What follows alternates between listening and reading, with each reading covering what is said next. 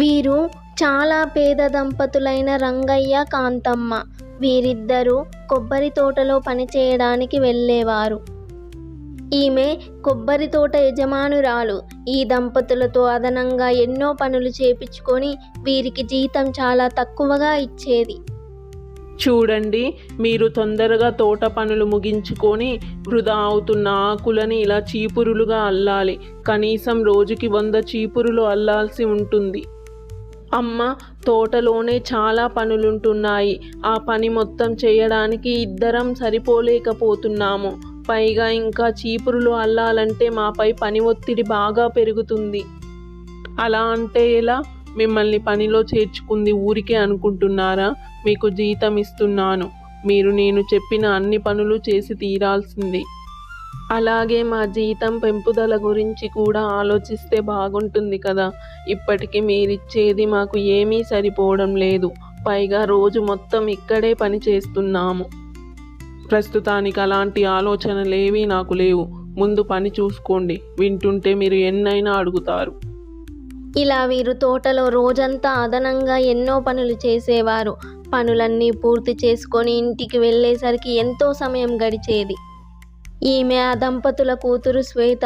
బడి నుంచి ఇంటికి రాగానే తన తల్లిదండ్రులు ఎప్పుడొస్తారా అని బాధగా ఎదురు చూసేది. అమ్మ, మీకు రోజు ఇంత ఆలస్యం అవుతుందేంటమ్మా? మా ఫ్రెండ్స్ వాళ్ళ పేరెంట్స్ అందరూ స్కూల్ నుంచి పికప్ చేసుకోవడానికి వస్తారు, కానీ నా కోసం ఎవ్వరూ రావట్లేదు. అయ్యో తల్లి, మేము రోజంతా కష్టపడితేనే కదమ్మా నీ బడి ఫీజు కట్టగలము. నీ కోసం, నీ భవిష్యత్తు కోసం నిన్ను మంచి బడిలో చేర్పించాము. ఆ మాత్రం కష్టపడాల్సిందే అమ్మా. సరే అమ్మా, నాకు బాగా ఆకలిగా ఉంది. ఏదైనా వండి పెట్టమ్మా తొందరగా.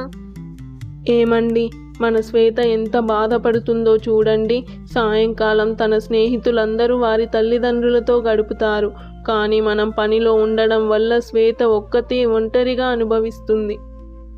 మనం తోటలో అదనంగా పని చేయాల్సి రావడం వల్ల మనకి ఈ బాధలు. సరేలే, ఆకలిగా ఉంది, వడ్డించు ముందు. వీరి పేదరికంతో కనీసం సరైన భోజనం కూడా చేసే స్థితి ఉండకపోయేది. గంజి బువ్వతో సరిపెట్టుకునేవారు. వీరి కూతురు శ్వేత ఎంతో బాధపడేది.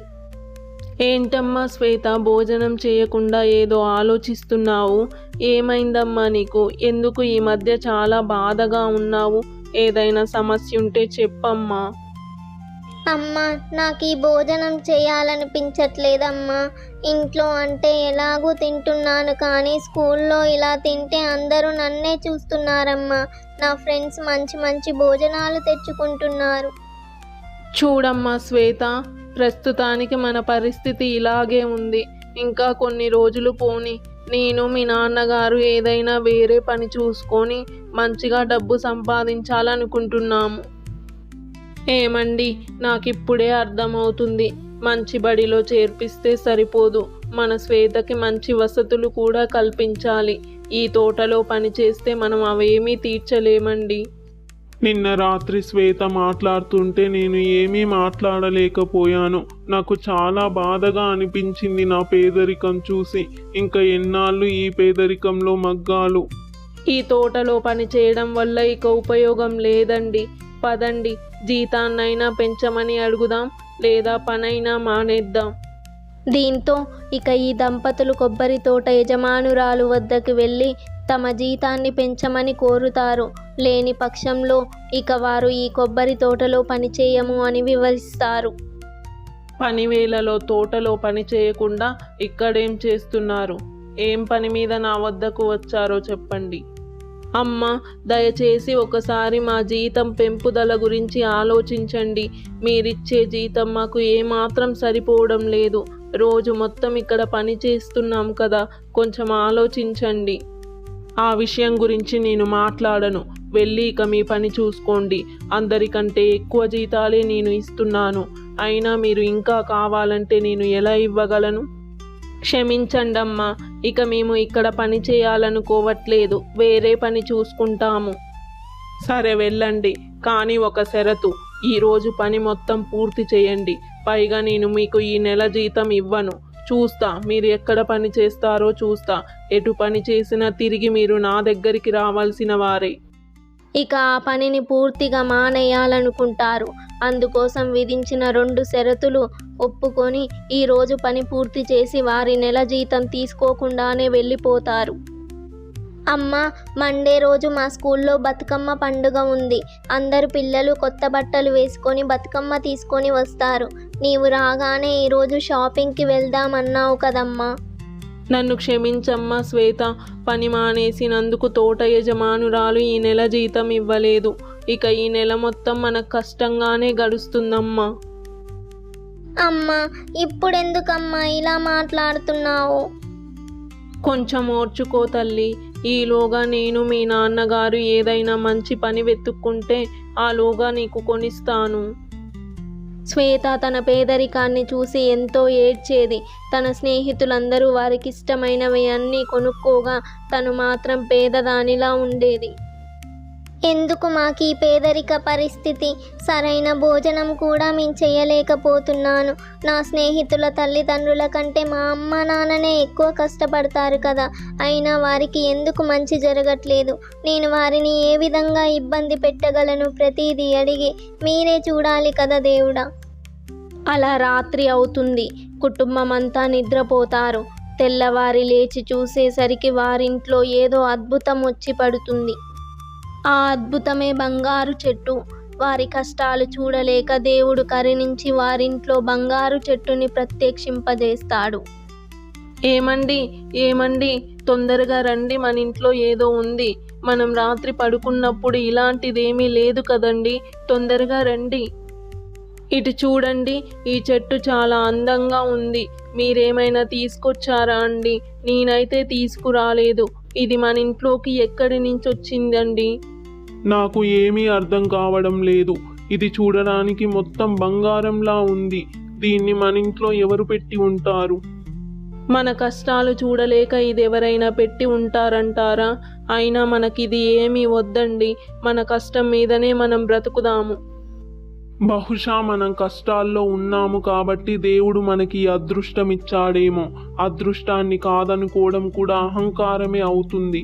మనమేం ఒకరింట్లో దొంగిలించలే కదా, దీనిలో కేవలం కొంత భాగం తీసుకుందాం అంతే. ఆ దంపతులు అయిష్టంగానే కేవలం ఒక ఆకు మాత్రమే ఆ చెట్టులో నుంచి తీసుకొని బంగారం వ్యాపారి దగ్గరికి వెళ్తారు. ఈ బంగారం చాలా విలువైనది మరియు స్వచ్ఛమైనది, కాబట్టి ఈ చిన్న బంగారు ఆకుకి మీకు 2 లక్షలు లభిస్తాయి. ఇక ఈ దంపతులు ఆ బంగారు వ్యాపారి ఇచ్చిన 2 లక్షల రూపాయలు తీసుకొని దానిలో కొంత డబ్బుని వారి కూతురైన శ్వేతకి వస్తువులు, బట్టలు కొనుగోలు చేసి తీసుకొని పోతారు. అమ్మ, థ్యాంక్ యూ సో మచ్ అమ్మ. మీ ఇద్దరు నా కోసం ఇంత కష్టపడి నాకు ఇష్టమైనవన్నీ కొనుక్కొని వచ్చారు. నేను చాలా సంతోషంగా ఉన్నానమ్మా ఇప్పుడు. ఏమండి, మనం ఈ చెట్టులో నుంచి తీసుకున్న ఒక్క ఆకు చాలండి. దాని ద్వారా వచ్చిన డబ్బుతోనే మనం ఏదైనా వ్యాపారం పెట్టి జీవనం కొనసాగిద్దాం. కష్టపడకుండా ఏది ఆశించొద్దండి. నువ్వు చెప్పింది కూడా నిజమే. ఈ ఒక్క ఆకే మనకు చాలు. కష్టపడకుండా వచ్చింది ఏది సంతృప్తినివ్వదు. కాబట్టి ఆ డబ్బుతో నేను ఏదైనా వ్యాపారం గురించి ఆలోచిస్తాను. వీరి వద్ద బంగారు చెట్టు ఉన్నప్పటికీ ఒక్క ఆకు ద్వారా వచ్చిన 2 లక్షల రూపాయలతోనే వీరు మొదట చిన్న హోటల్ వ్యాపారం మొదలు పెడతారు. ఇది బాగా సాగి వీరికి ఎన్నో ఆదాయాల్ని తెచ్చిపెడుతుంది. మెల్లిమెల్లిగా వీరి వ్యాపారం పెరిగి పెద్ద రెస్టారెంట్ వరకు వెళ్తుంది. వీరి వద్ద బంగారు చెట్టు ఉన్నప్పటికీ కేవలం వీరి కష్టంతోనే ధనవంతులయ్యారు. అదే సమయంలో తోట యజమానురాలు కష్టాల్లో పడుతుంది. తాను చేసిన అప్పులు పెరిగిపోవడంతో అప్పులిచ్చిన వారు వచ్చి 2 నెలల్లోగా తిరిగి చెల్లించకపోతే తోట తీసుకుంటామని వివరిస్తారు. చూడండి, మీరు అప్పు తీసుకొని 5 సంవత్సరాలు దాటింది. ఇప్పటి వరకు వడ్డీ అసలు ఏది చెల్లించలేదు. మీరు ఇప్పుడు 10 లక్షలు చెల్లించాల్సి ఉంటుంది. రాబోయే 2 నెలల్లో చెల్లించకపోతే మీ తోటని మేము తీసుకుంటాము. 2 నెలల్లో 10 లక్షలు చెల్లించాలంటే ఎలా సాధ్యమవుతుందండి? మా తోట ఆదాయం కూడా సరిగా లేదు. అర్థం చేసుకోవాలండి మీరే. మీ వద్ద డబ్బు లేకపోతే ఎవరినైనా అడిగి చెల్లించండి, లేదా మీ తోట నమ్మి చెల్లించండి. అది సాధ్యం కాకపోతే మేమే వచ్చి మీ తోటని స్వాధీనం చేసుకుంటాము, కానీ మా డబ్బు చెల్లించడం అత్యవసరం. కొంత డబ్బు అప్పుగా ఆర్థిక సహాయం చేయమని గ్రామంలోని అన్ని ఇల్లులు తిరిగి అడుగుతుంది. కానీ గతంలో తిను ప్రవర్తించిన తీరుకి ఎవ్వరు కూడా ఆర్థిక సహాయం చేయడానికి ముందుకు రాలేదు. ఇక చేసేదేమీ లేక ధనవంతులుగా మారిన రంగయ్య కాంతమ్మల వద్దకు వెళ్తుంది. అమ్మా, మీరేంటి ఇలా నడుచుకుంటూ మా ఇంటికొచ్చారు? కూర్చోండి, కూర్చొని మాట్లాడండి అమ్మా. మీ రాక నేను ఊహించలేదు. మీరు చాలా మంచివారు మరియు నిజాయితీ పరులు రంగమ్మ, అందుకే మీకు అంతా మంచే జరుగుతుంది. నేను మీ సహాయం అర్థించడానికి వచ్చాను. గతంలో నేను చేసినవి మీరు కూడా మనసులో పెట్టుకుంటారని నేను అనుకోవట్లేదు. మాకు ఏ దిక్కు లేనప్పుడు మీరు మాకు పని కల్పించి ఉపాధినిచ్చారు. మేము ఎప్పటికీ మిమ్మల్ని గౌరవిస్తాము. మీకు సహాయం చేయాల్సి వస్తే అది మా అదృష్టంగా భావిస్తాము. ఇలా ఈ ఇద్దరు దంపతులు అడిగిన వారికల్లా సహాయం చేస్తూ వారి మంచితనాన్ని చాటుకుంటారు.